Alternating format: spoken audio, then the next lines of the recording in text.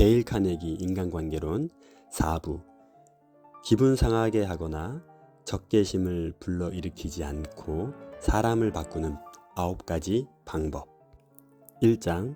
비판을 해야 한다면 이렇게 시작하라. 앞에서 데일 카네기는 타인에게 틀렸다는 말을 하지 말라고 하였습니다. 그 이유는 모든 것을 망가뜨릴 수 있는 논쟁을 피하기 위해서였습니다. 그런데 살아가면서 타인에게 조언하거나 타인의 의견에 비판을 할 일이 생기지 않을 수 있겠습니까? 우리는 누군가와 의견이 충돌할 때도 있고 누군가에게 더 좋은 의견을 제안해야 할 때도 있습니다. 바로 그 순간 절대로 잊지 말아야 할 것을 여기서 알려주고 있습니다.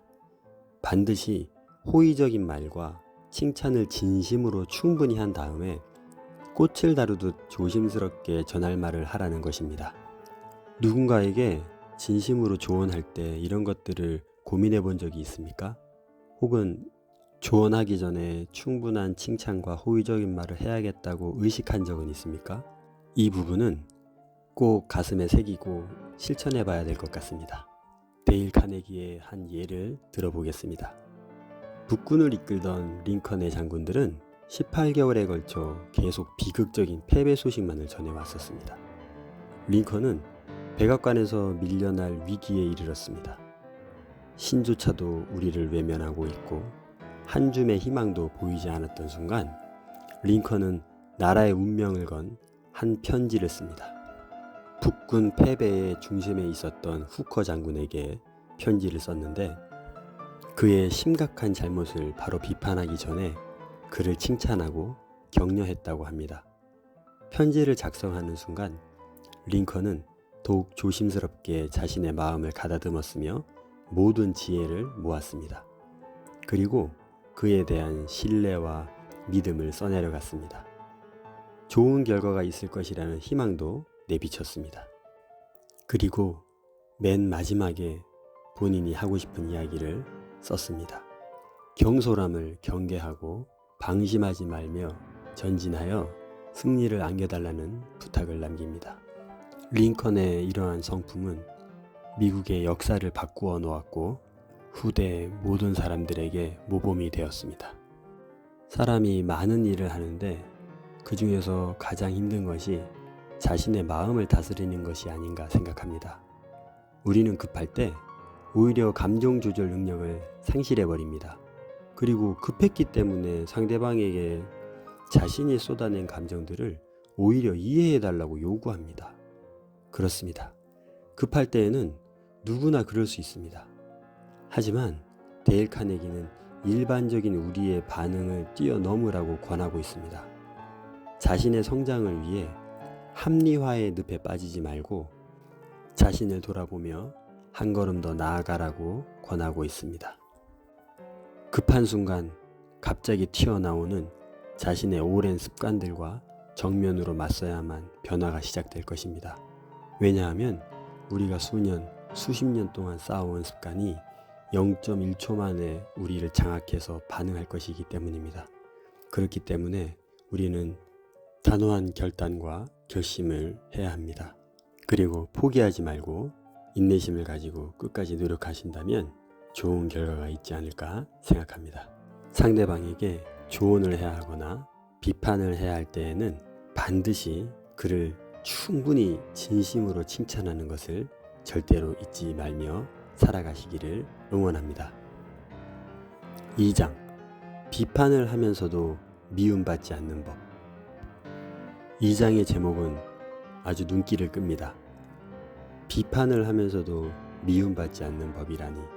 1장에서 언급한 칭찬을 충분히 한 후에 비판을 하는 것 이외에 또 미움받지 않는 방법이 있을까요?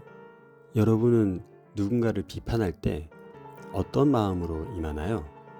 나의 주장을 더 정교하고 예리하게 만들어서 상대방이 아무런 반박이나 핑계도 대지 못하도록 하는 데에 최선을 다하지 않았나요?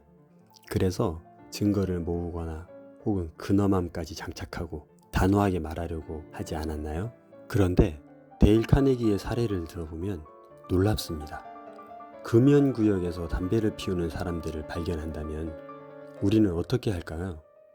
그 담배 연기가 고스란히 우리의 코를 통해 폐 속으로 침투하는 것을 참고 견디고 있을까요? 아마 우리의 얼굴은 일그러질 것이며 그를 향해 어떠한 비난을 해야 할지부터 생각할 것입니다.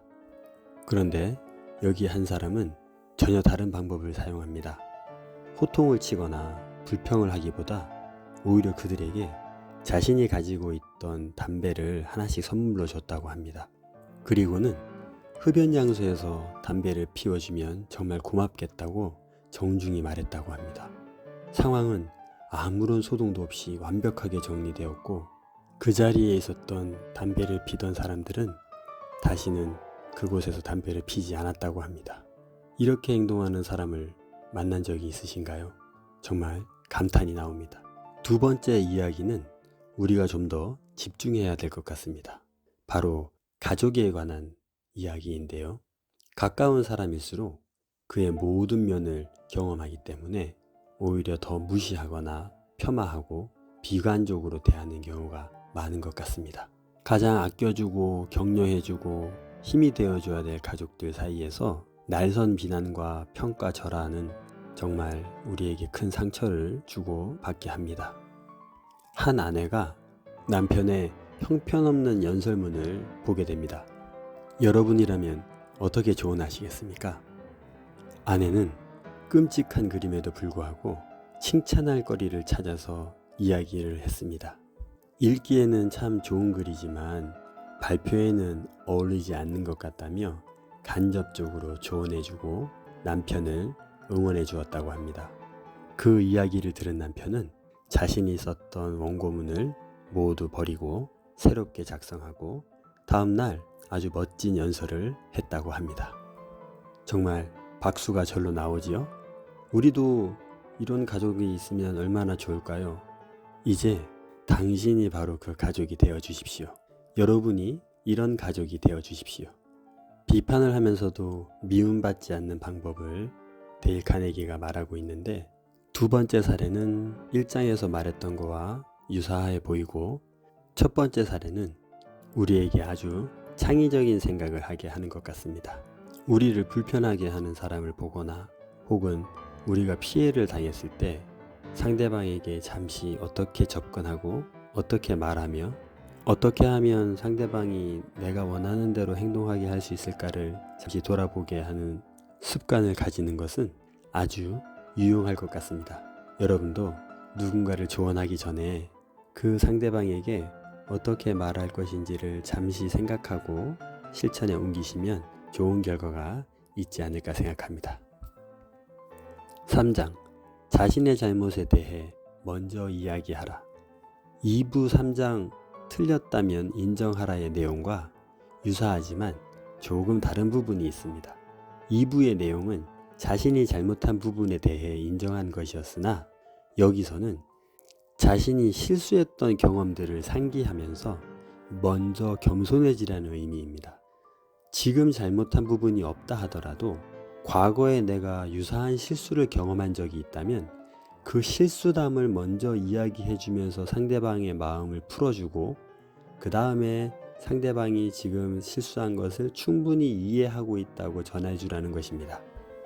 우리는 누구나 살아가면서 실수도 하고 잘못을 하는데 이것을 바로잡아주기 위해서 자신의 과오와 실수의 경험담을 먼저 이야기해주면서 우리의 실수를 이해해주는 사람이 있다면 우리의 모든 잘못을 인정하고 고칠 것 같습니다.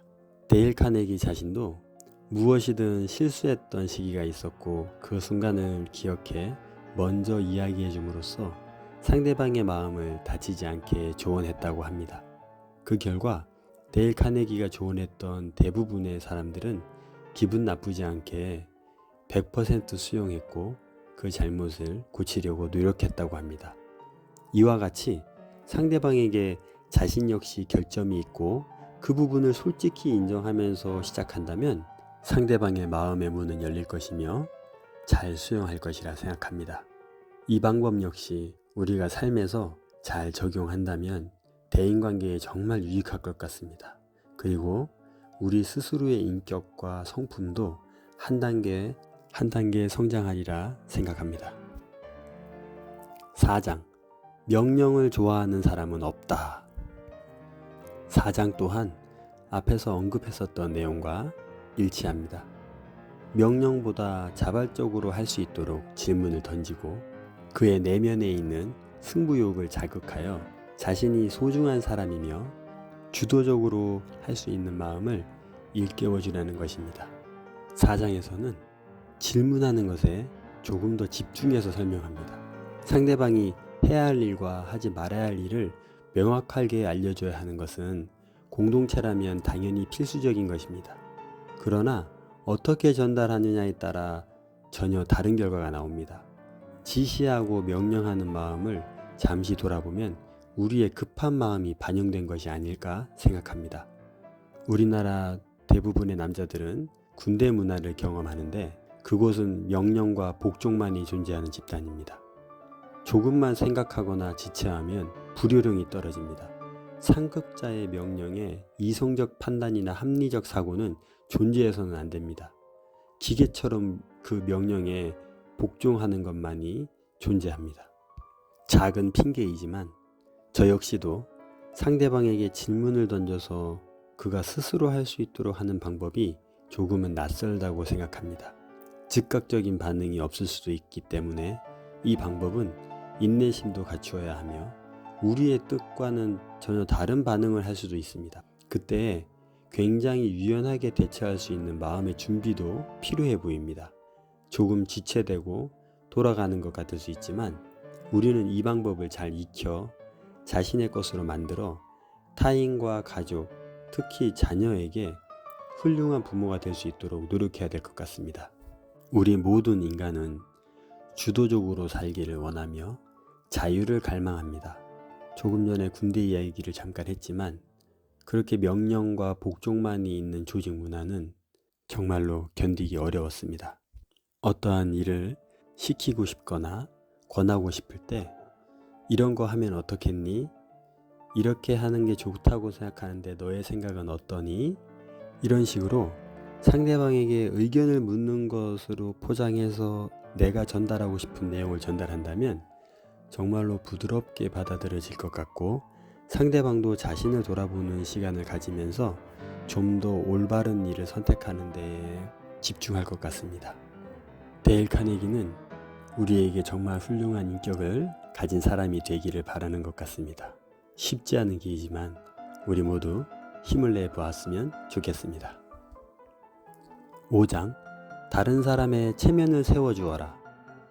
5장의 제목을 듣고 여러분의 일상을 한번 돌아보십시오. 데일 카네기는 다른 사람의 체면을 세워주는 일이 얼마나 중요한지 강조하고 또 강조합니다. 왜냐하면 상대의 체면을 세워주는 일이 정말 중요한데 이것을 많은 사람들이 조금도 고려하지 않은 채 살아가고 있다는 것입니다. 우리는 다른 사람의 감정을 함부로 다루고 흠잡고 위협하며 우리 마음대로 해버린다는 사실을 깨달아야 합니다.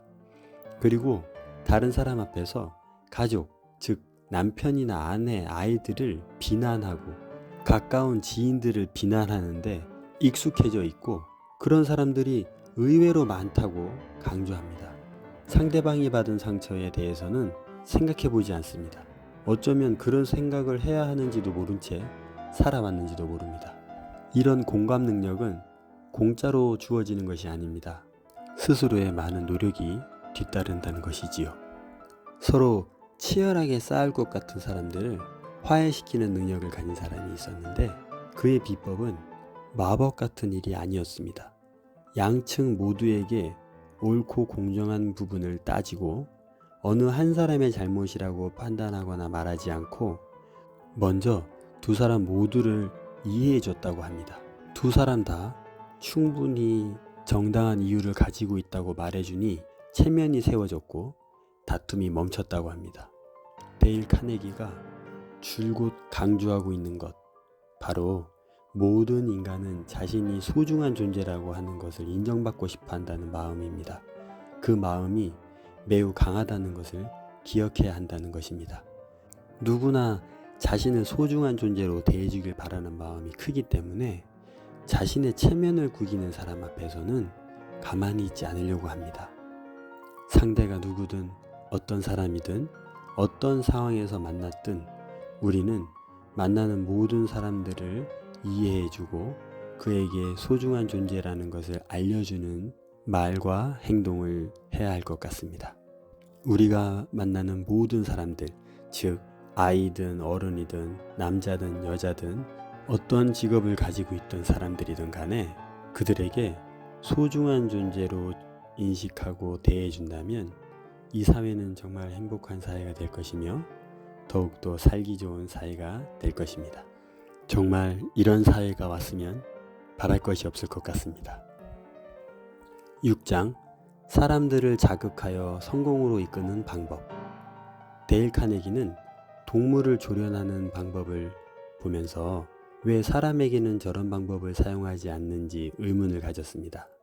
동물 조련사는 조금만 잘해도 아낌없이 칭찬해주고 고기와 간식을 주었습니다. 인간에게도 비난 대신 칭찬과 격려를 아낌없이 줄 수는 없을까요? 몇 번 다시 말하게 되지만 칭찬은 고래도 춤을 추게 한다고 하지 않습니까? 그런데 우리는 누군가를 칭찬하는 것에 인색한 것 같습니다. 칭찬을 하면 교만의 늪에 빠질까봐 걱정하는 것일까요? 아니면 내가 상대방을 칭찬하면 칭찬한 만큼 상대방보다 내가 덜 소중한 존재 혹은 낮은 존재가 된다고 생각해서 그러는 것일까요? 칭찬은 사람의 인생도 바꿔 놓는다는 것을 우리는 반드시 인식하며 살아가야 할 것 같습니다. 런던에 한 젊은이가 살았는데 쥐가 득실거리는 창고에서 염색약병에 상표를 붙이는 일을 하고 있었다고 합니다. 그는 밤마다 아무도 모르게 글을 썼고 출판사에 내보았지만 모두 거절당했다고 합니다. 그러다 한 편집자가 그를 칭찬해 주었고 그의 칭찬과 인정에 용기를 얻어 포기할 뻔했던 글쓰기를 계속 이어나갈 수 있었다고 합니다. 그 후 그는 글을 쓰는 사람이 되었고 그가 바로 영국의 대문호 중 한 명인 찰스 디킨스였습니다. 이런 예를 일일이 하나하나 들지 않더라도 우리는 칭찬의 힘을 너무나 잘 알고 있습니다. 하지만 하지 않을 뿐입니다. 머리로 알고는 있지만 입은 여전히 굳게 닫혀 있습니다. 상대방을 칭찬하면 우리의 가치가 떨어지지 않습니다. 상대가 교만에 빠지지 않습니다. 이런 것들을 고민할 필요가 없습니다. 이런 걱정은 하지 마시고 앞으로는 타인을 좀 더 칭찬하고 격려하고 상대방에게 진심을 전해 보십시오. 전혀 다른 역사가 시작될 것입니다. 7장 개에게도 좋은 이름을 붙여주어라. 이 비법은 인간의 본능을 자극하는 것입니다. 기대에 부응하려는 본능과 자부심을 중요하게 생각하는 것입니다. 사람은 이름대로 살아간다는 말이 있죠. 계속 그렇게 부르면 자신도 모르게 그렇게 되어야 할 것만 같은 생각을 하게 되고 그 기대에 부응하려고 노력하게 됩니다. 사기꾼에게 속지 않을 수 있는 단 한 가지 방법이 있다면 그 사기꾼에게 명예를 소중히 여기는 신사인 것처럼 대하라고 했습니다. 그런 대접은 상대방의 기분을 좋아지게 하고 자신을 믿어주고 자부심을 갖게 해주는 사람에게 실망을 주려고 하지 않는다는 것입니다. 우리는 정말 이런 존재가 맞는 것 같습니다. 이 방법은 정말로 익혀두었다가 써먹어야 할 것 같습니다. 안 그래도 요즘 세상에 수시로 보이스피싱 전화도 많이 오고 상대방을 속여서 자신의 이익을 취하려는 사람들이 많아졌기 때문입니다. 누군가에게 어떤 일을 잘 해낼 거라고 믿어주는 것은 그에게 엄청난 힘과 용기를 안겨주는 것 같습니다. 7장의 제목처럼 개에게도 좋은 이름을 붙여주고 불러줘야 하는데 사람에게는 오죽하겠습니까? 별명과 애칭을 만들 때에도 여러분이 원하는 방향의 이름을 지어 불러주세요. 하루에도 여러 번 그 이름을 불러주면 마법 같은 일이 일어날 것이며 칭찬과 함께 상대방에 대한 믿음과 신뢰를 전하고 이름까지 그렇게 불러준다면 상대방은 그 자부심을 느끼고 그대로 살아가려고 최선을 다할 것입니다. 이 또한 기적을 낳는 방법인 것 같습니다. 8장 고치기 쉬운 잘못처럼 보이게 하라. 잘못이나 실수를 저지른 상대방이 변화하기를 바란다면 그가 저지른 잘못이나 실수가 고치기 쉬운 것으로 느낄 수 있도록 도와주라는 것입니다.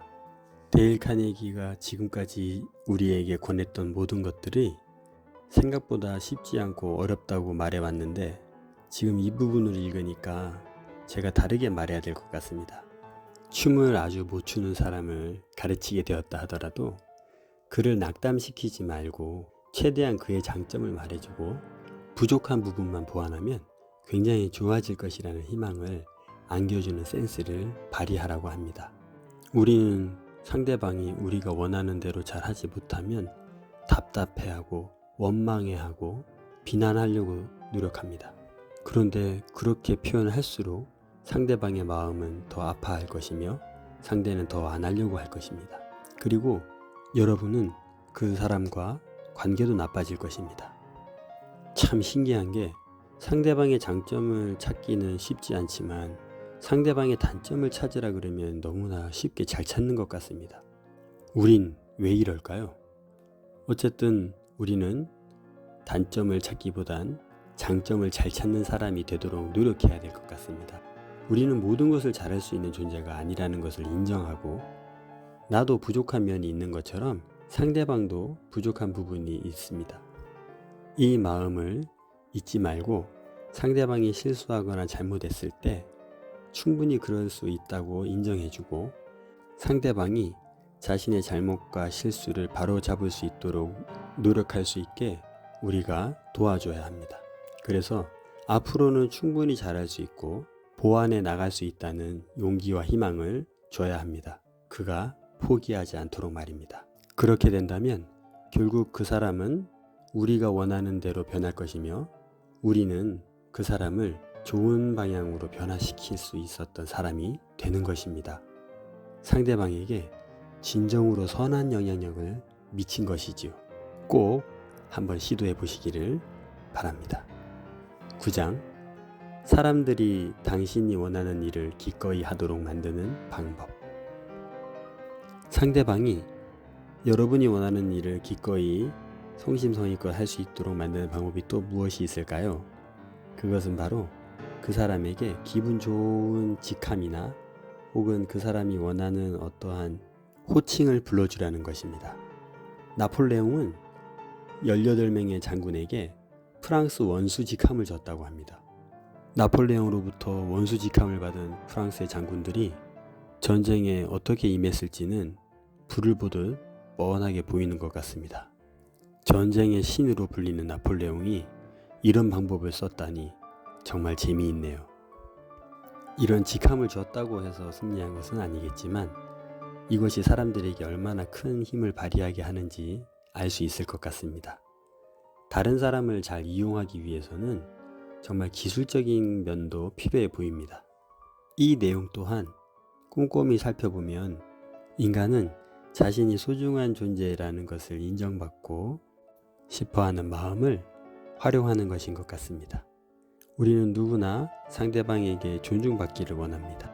그런데 여기에서 아주 그가 듣고 싶어하는 직함을 불러주거나 그가 좋아하는 호칭을 불러준다는 것은 정말 멋진 기술이 아닐 수 없습니다. 오늘 당장 여러분이 만나는 사람들에게 그가 듣고 싶어하는 직함이나 호칭을 한번 불러봐 주십시오. 그러면 당신이 원하는 결과를 얻을 수 있을 것입니다. 그리고 여러분은 아무것도 얻지 못했다 하더라도 상대방에게 아주 기분 좋은 선물을 한 것입니다.